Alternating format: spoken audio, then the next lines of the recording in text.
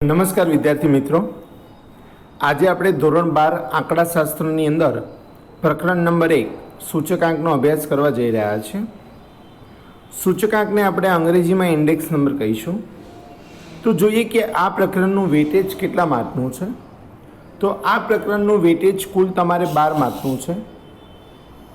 તો 1 + 1 + 2 + 3 + 5 આમ આ પ્રકરણનું જે વેટેજ છે એ ટોટલ તમારે 12 માર્ક્સનું છે. કેટલા માર્કનું છે?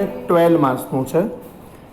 જેમાં સેક્શન એની અંદર એક તમારે MCQ પૂછાશે, સેક્શન બીમાં એક ટૂંકો સવાલ પૂછાશે, સેક્શન સીમાં એક 2 માર્કનો દાખલો અથવા થિયરી હોઈ શકે, સેક્શન ડીમાં એક 3 માર્કનો દાખલો પૂછાશે અને સેક્શન એફમાં એક 5 માર્કનો દાખલો પૂછાશે.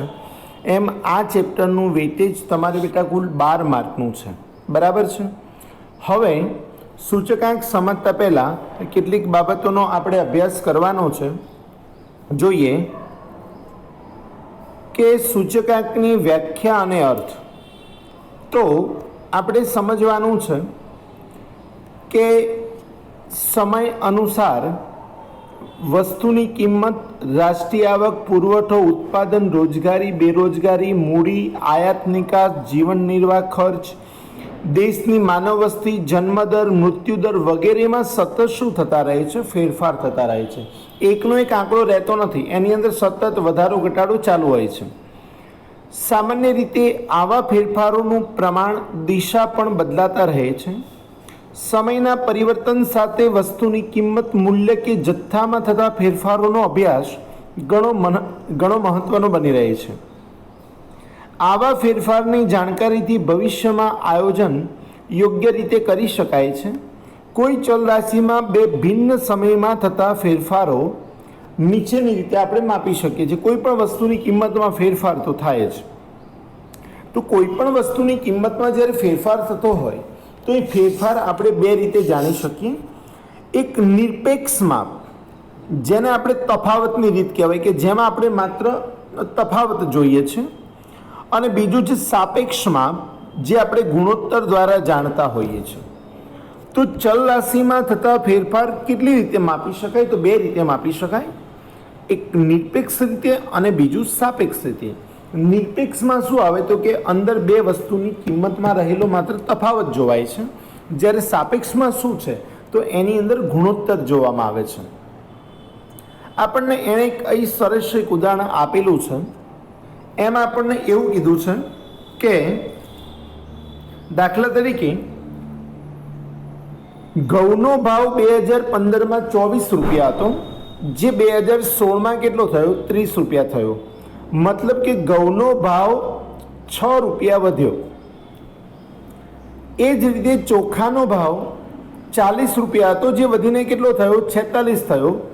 મતલબ કે એમાં પણ કેટલો વધારો થયો? 6 રૂપિયા વધારો થયો.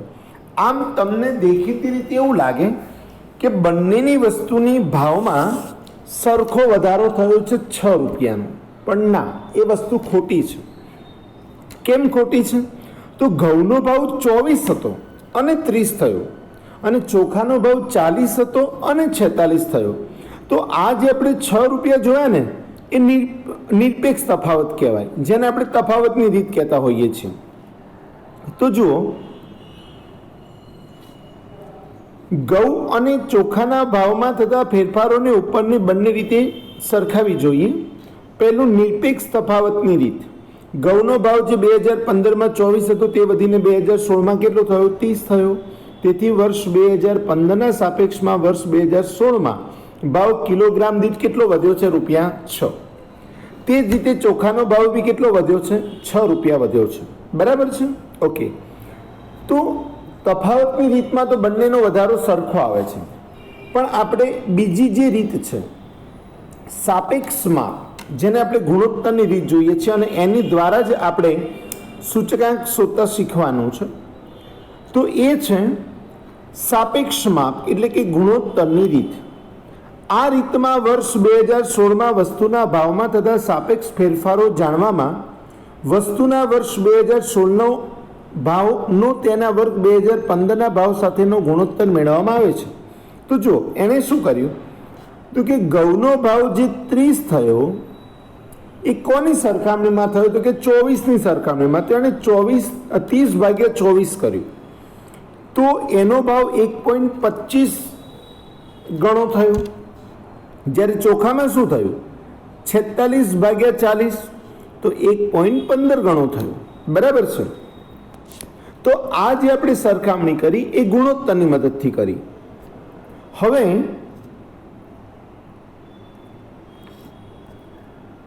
ઘઉંના ભાવમાં થતો સાપેક્ષ ટકાવારી ફેરફાર તમારે જોવું હોય તો એને આપણી ગણતરી ઇઝી પડે, એટલા માટે સરખામણી કરવાનું સરળ બને, એટલા માટે આપણે જે ગુણોત્તર દ્વારા જે આવ્યું એને આપણે 100થી ગુણી નાખવાનું. એટલે કે ઘઉંનો ભાવ 125 થયો, મતલબ કે જે વસ્તુ 100 રૂપિયામાં મળતી હતી એ આજે 125માં મળે છે. જ્યારે ચોખાના ભાવમાં જે સાપેક્ષ ટકાવારી ફેરફાર થયો એ કેટલો થયો, 115 થયો. મતલબ કે જે વસ્તુ 100 રૂપિયા મળતી હતી એ આજે 115 મળી રહ્યું છે બેટા. તો આ જે આપણે ફેરફાર જોયો એ સાપેક્ષ ટકાવારી ફેરફાર જોયો. સારું, નેક્સ્ટ આપણે હવે વાત કરવાની છે કે સૂચકાંક એટલે શું. મોસ્ટ ટાઈમ બી વ્યાખ્યા છે તમારી.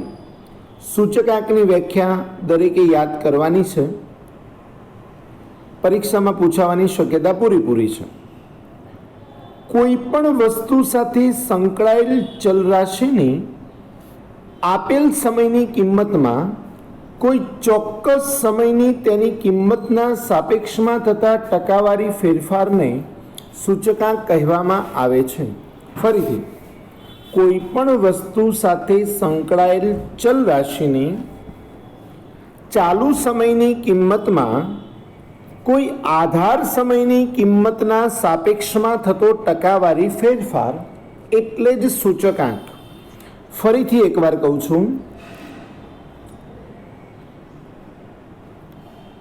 કોઈ પણ વસ્તુ સાથે સંકળાયેલ ચલ રાશિની ચાલુ સમયની કિંમતમાં કોઈ ચોક્કસ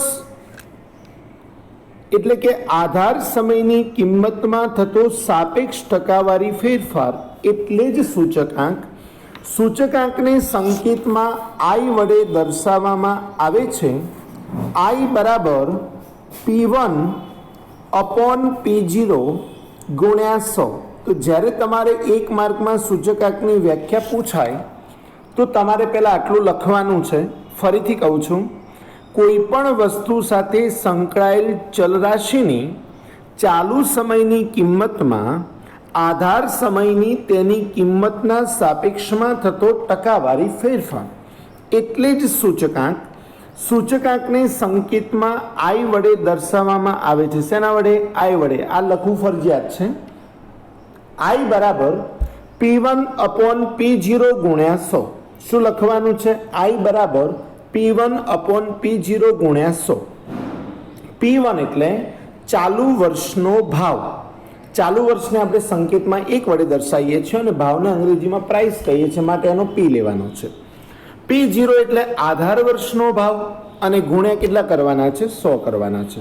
તો આ સૂચકાંકની વ્યાખ્યા તમારે બરાબર તૈયાર કરવાની છે. સારું બેટા, હવે હું તમારી સામે એક સારું પહેલાં આપણે સૂચકાંકના લક્ષણો જોઈ લઈએ.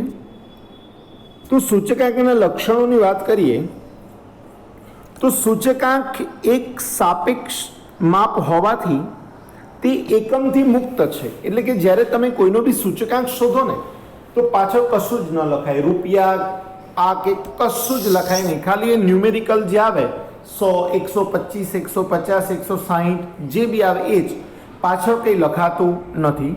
તો સૂચકાંક એક સાપેક્ષ માપ હોવાથી તે એકમથી મુક્ત છે. તો આમાંથી આપણને 2 પ્રશ્નો મળ્યા કે સૂચકાંક એ કેવું માપ છે? તો એક સાપેક્ષ માપ છે. બીજું, સૂચકાંક એ એકમથી શું છે? તો એકમથી મુક્ત છે. કેવું છે? મુક્ત છે. માટે એની પાછળ રૂપિયા, પૈસા, કિલો આવું કશું જ લખાય નહીં. એનો એક આપણે સેક્શન બીમાં સવાલ પણ છે. બીજું,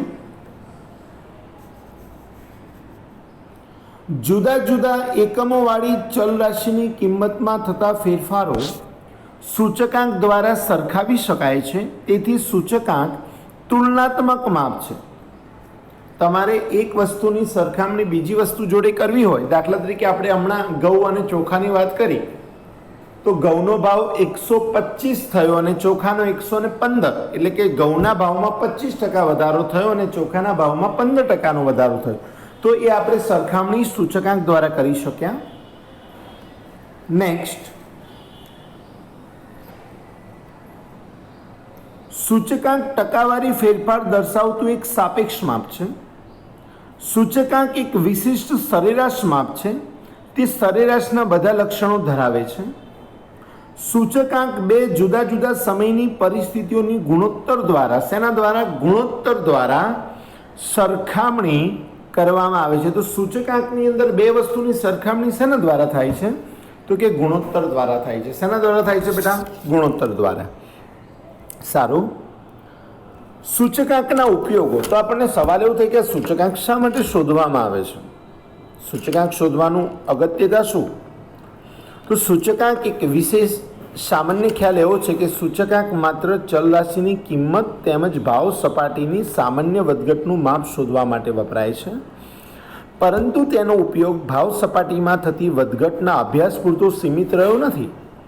અત્યારના પરિવર્તનશીલ યુગમાં સૂચકાંકનો ઉપયોગ વિવિધ ક્ષેત્રોમાં થતો જોવા મળે છે. સૂચકાંક નિર્દેશિત આર્થિક, રાજકીય, સામાજિક કે ઔદ્યોગિક પ્રવૃત્તિઓમાં થતા ફેરફારોનો અભ્યાસ કરવાનો ઉપયોગી આંકડાશાસ્ત્રીય સાધન બન્યું છે. દેશની આર્થિક અને ઔદ્યોગિક પરિસ્થિતિમાં થતા ફેરફારોનો તુલનાત્મક અભ્યાસ કરી સૂચકાંક દેશના આર્થિક વિકાસની યોજનામાં મહત્વનું માર્ગદર્શન પૂરું પાડે છે. સૂચકાંકના કેટલાક ઉપયોગો નીચે મુજબ છે. તો સાંભળો બેટા. પહેલું છે વેપારી પરિસ્થિતિના સૂચકાંક. તો આ સૂચકાંક દેશના ધંધા અને વેપારની આર્થિક અને વેપારી પ્રવૃત્તિઓની સામાન્ય પરિસ્થિતિનો અભ્યાસ કરવા માટે ઉપયોગી માર્ગદર્શન પૂરું પાડે છે. જથ્થાબંધ ભાવનો સૂચકાંક.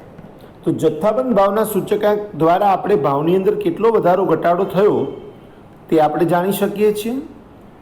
જીવન નિર્વાહ ખર્ચનો સૂચકાંક. આ યાદ રાખજો, મોસ્ટ આઈએમપી એક તમારો આનો સવાલ બી છે. તો આ સૂચકાંક જુદા જુદા સ્તરના લોકોના જીવન નિર્વાહ ખર્ચમાં થતા ફેરફારોનો અભ્યાસ કરવા ઉપયોગી છે. કે લોકોનું ભાઈ જે બજેટ છે કે પોતાનું ગુજરાન ચલાવવા કેટલો ખર્ચ જોઈએ, કેટલી આવક હોવી જોઈએ, એના માટે આ ઉપયોગી છે. તો એક માર્કમાં પૂછાય કે જીવન નિર્વાહ શોધવા માટે કયો સૂચકાંક શોધવામાં આવે છે? તો કે જીવન નિર્વાહ ખર્ચનો સૂચકાંક. આ સૂચકાંક નાણાંની ખરીદ શક્તિ નક્કી કરે છે. તો નાણાંની ખરીદ શક્તિ નક્કી કરવા કયો સૂચકાંક? તો કે જીવન નિર્વાહ ખર્ચનો. કર્મચારીઓના પગાર નક્કી કરવા, મોંઘવારી નક્કી કરવા, ભથ્થા, બોનસ, વાસ્તવિક વેતનની ગણતરી કરવા, સરકારને કર નીતિના ઘડતર માટે, આ બધા માટે જીવન નિર્વાહ ખર્ચનો સૂચકાંક ઉપયોગી છે. તો કોઈ બી જગ્યાએ પૂછાય તો લખવાનું જીવન નિર્વાહ ખર્ચનો સૂચકાંક. શેના માટે? એક, જીવન નિર્વાહ ખર્ચમાં થતો ફેરફાર જાણવા, નાણાંની ખરીદ શક્તિ જાણવા, કર્મચારીના પગાર, મોંઘવારી, ભથ્થા, બોનસ, વાસ્તવિક વેતન વગેરેની ગણતરી, આ બધું કરવા માટે શું ઉપયોગી છે? તો કે જીવન નિર્વાહ ખર્ચનો સૂચકાંક. ઓકે. નેક્સ્ટ, માનવ વિકાસનું સૂચકાંક. આ સૂચકાંક માનવ વિકાસની કક્ષા, જીવન ધોરણ, અપેક્ષિત આયુષ્ય અને શિક્ષણ સ્તર નક્કી કરવામાં ઉપયોગી છે. નેક્સ્ટ, રાષ્ટ્રીય આવકનો સૂચકાંક. કે ભાઈ રાષ્ટ્રીય આવકમાં કેટલો વધારો થયો, આપણે કહે છે ને કે ભાઈ આટલા ટકા વધારો થયો, આમ થયું, તો એ આના આધારે કહી શકાય. પછી કેટલીક યોજનાઓ નક્કી કરવા માટે. ઔદ્યોગિક ઉત્પાદનનો સૂચકાંક. તો ઔદ્યોગિક ઉત્પાદનનો સૂચકાંક જે છે એ ઔદ્યોગિક ઉત્પાદન જાણવા માટે કે ઉત્પાદનમાં કેટલા ટકા વધારો થયો છે. ઔદ્યોગિક. પછી કૃષિ પેદાશનું સૂચકાંક કે ભાઈ કૃષિની અંદર તમે કેટલા ટકા ચેન્જ કર્યું છે, પરિવર્તન કર્યું છે, એ જાણવા માટે આ ઉપયોગી છે. આયાત નિકાસનું સૂચકાંક કે આયાત નિકાસની અંદર કેટલો વધારો ઘટાડો થયો, તમે ઇકોની અંદર બધા આંકડાઓ જુઓ છો બરાબર. તો આયાત નિકાસનું સૂચકાંક છે. તો આ સૂચકાંક આયાત નિકાસ, હુંડિયામણ દર, વિદેશી હુંડિયામણની જરૂરિયાત અને માલ પર જકાતનો દર વગેરે નક્કી કરવા માટે ઉપયોગી છે. ધંધા રોજગારનો સૂચકાંક જે છે એ ધંધા રોજગાર વિશેની માહિતી માટે. મૂડીરોકાણનો સૂચકાંક કે ભાઈ આપણા દેશમાં મૂડીરોકાણ જે થઈ રહ્યું છે એ કેટલા ટકાના દરે વધી રહ્યું છે. શેરમાં છે, ડિબેન્ચર. અત્યારે જુઓ તમે શેર બજાર અને મ્યુચ્યુઅલ ફંડમાં જે મૂડીરોકાણ છે અત્યાર સુધીનું ટોપ લેવલ પર છે. પછી કાચા માલનું સૂચકાંક કે ભાઈ જે કાચો માલ છે એ કઈ રીતે છે, એ આપણે આપણા ત્યાં જ બનાવીએ છીએ, બીજેથી લાવવો પડે છે, બનાવીએ છીએ તો એ કેટલા ટકાના દરે એમાં વધારો થયો, આ બધું પણ આપણે એના દ્વારા જાણી શકતા હોઈએ છીએ બેટા. જેમ બેરોમીટર હવાનું દબાણ, વાવાઝોડું અને વરસાદની આગાહી કરવામાં ઉપયોગી બને છે, તેમ સૂચકાંક દેશની સમગ્ર આર્થિક પ્રવૃત્તિ, વેપારી અને સામાજિક પ્રવૃત્તિઓમાં થતા ફેરફારો માપવાનું તથા તેનો તુલનાત્મક અભ્યાસ કરવાનું એક આવશ્યક સાધન છે. તેથી સૂચકાંકને દેશના અર્થતંત્રનું બેરોમીટર અથવા તો પારાસીસી કહે છે. એક એવું તમારે પૂછાય તો લખવાનું છે કે સૂચકાંકને દેશના અર્થતંત્રની પારાસીસી અથવા તો બેરોમીટર કહે છે. તો શા માટે? તો આજે મેં અંડરલાઈન કરી છે એ તમારે લખવાનું છે બેટા. ઓકે, હવે મારે ચર્ચા કરવાની છે તમારી જોડે કે દાખલા તરીકે હું તમને એવું કહું કે આપણી જોડે વર્ષ છે અને સોનાનો ભાવ છે. શું છે? આપણી જોડે વર્ષ છે અને સોનાનો ભાવ છે. તો 2017, 2018, 2019, 2020 સોનાનો ભાવ લગભગ અહીંયા આગળ 28,000 જેવો હતો. પછી 30 થયો, પછી 32 થયો અને અત્યારે ધીરે ધીરે 51,000 ગાડી છે. અત્યારે જ્યારે હું આ સમજાવી રહ્યો છું ત્યારે 51,000 છેલ્લો ભાવ હતો. તો હું તમને એવું પૂછું કે સોનાનો ભાવ કેટલો વધ્યો મને કહો, તો તમે કોઈ જવાબ નહીં આપી શકો. તો તમે કોઈ જવાબ આપી શકશો નહીં.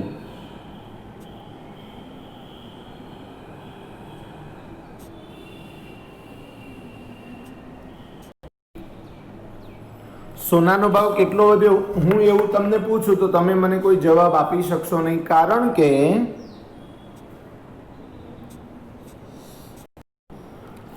કે મેં તમને કોઈ આધાર નથી કીધું કે સોનાનો ભાવ કોની સરખામણીમાં કેટલો વધ્યો.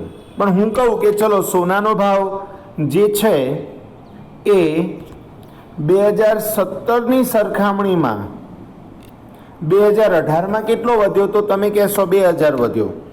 17ની સરખામણીમાં 19માં કેટલો વધ્યો, બરાબર ને? તો કે 4000 વધ્યો. 17ની સરખામણીમાં 20માં કેટલો વધ્યો, તો 12 ને 22 ને 23,000 વધ્યો. તો જ્યારે પણ આપણે કોઈ પણ વસ્તુનો સૂચકાંક શોધવો હોય તો આધાર વર્ષ પહેલાં નક્કી કરવું પડે. આની સરખામણી તમે બે રીતે કરી શકો.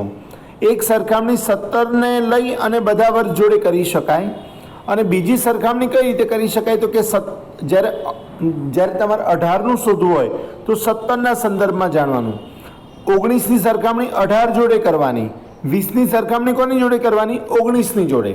તો એક સરખામણી 17ને ફિક્સ લઈ અને બધા જોડે કરી શકાય, અને બીજું તમારે અગાઉના વર્ષને ધ્યાનમાં રાખી અને તમે સરખામણી કરી શકતા હો છો. તો તમારે આધાર વર્ષની પસંદગી કરવી હોય તો આધાર વર્ષની સરખામણી આપણે બે રીતે કરી શકીએ છીએ. એક અચલ આધારની રીતે અને બીજું છે પરંપરિત આધારની રીતે. આધાર વર્ષની સરખામણી આપણે બે રીતે કરી શકીએ છીએ, એક અચલ આધારની રીતે અને બીજું પરંપરિત આધારની રીતે. સારું, તો કે અચલ આધારની રીતે સૂત્ર શું થાય? તો જ્યારે તમારે અચલ આધારની રીતે સરખામણી કરવી હોય તો આધાર વર્ષ ફિક્સ લેવામાં આવે છે, એ એને દાખલામાં કીધું હોય, અને જો એને તમને કંઈ ન કીધું હોય તો આધાર વર્ષ તરીકે તમારે પ્રથમ વર્ષ લેવાનું છે. તો અચલ આધારની રીતે જો તમારે સૂચકાંક શોધવો હોય તો તમારે લખવાનું છે ચાલુ વર્ષની ચલ કિંમત ભાગ્યા આધાર વર્ષની ચલ કિંમત ગુણ્યા 100. યાદ રાખજો, ચાલુ વર્ષની ચલ કિંમત ભાગ્યા આધાર વર્ષની ચલ કિંમત, એટલે આને દરેકમાં આધાર વર્ષનો ઉલ્લેખ કરેલો જ હશે. બરાબર. જો દાખલામાં આધાર વર્ષનો ઉલ્લેખ કરવામાં આવ્યો ન હોય તો આધાર વર્ષ તરીકે તમારે પ્રથમ વર્ષને લેવાનું છે. અને બીજી રીત છે બેટા પરંપરિત આધારની રીત. કઈ રીત છે? પરંપરિત આધારની રીત. તો પરંપરિત આધારની રીતે જ્યારે તમારે સૂચકાંક શોધવો હોય તો એનું સૂત્ર છે બેટા ચાલુ વર્ષની કિંમત ભાગ્યા અગાઉના વર્ષની કિંમત. તમારે કોઈ પણની વાત કરો તો એના છેદમાં અગાઉનું વર્ષ લેવાનું છે. શું લેવાનું છે? અગાઉનું વર્ષ ગુણ્યા 100. તો આધાર વર્ષની પસંદગી બે રીતે કરી શકાય. એક અચલ આધારની રીતે, જેમાં આધાર વર્ષની જેમાં એને આધાર વર્ષનો ઉલ્લેખ કરેલો જ હશે, એ જ વર્ષ તમારે બધાના છેદમાં લેવાનું છે. બીજું છે પરંપરિત આધારની રીત, જેની અંદર તમારે આધાર વર્ષ તરીકે અગાઉના વર્ષને ધ્યાનમાં લેવાનું છે. જ્યારે તમારે ચલરાશિમાં થતા લાંબા સમયના ફેરફારો જાણવા હોય તો અચલ આધારની રીતનો ઉપયોગ કરવાનો છે, અને જ્યારે ટૂંકા ગાળાના ફેરફારો જાણવા હોય તો પરંપરિત આધારની રીતનો તમારે ઉપયોગ કરવાનો છે. તો આ બંને રીતના દાખલા આપણે નેક્સ્ટ ટાઈમ જોઈશું. આટલું તમારે તમારી નોટમાં લખી અને તૈયાર કરવાનું છે, અને હોમવર્ક મને વોટ્સઅપ દ્વારા મોકલવાનું રહેશે.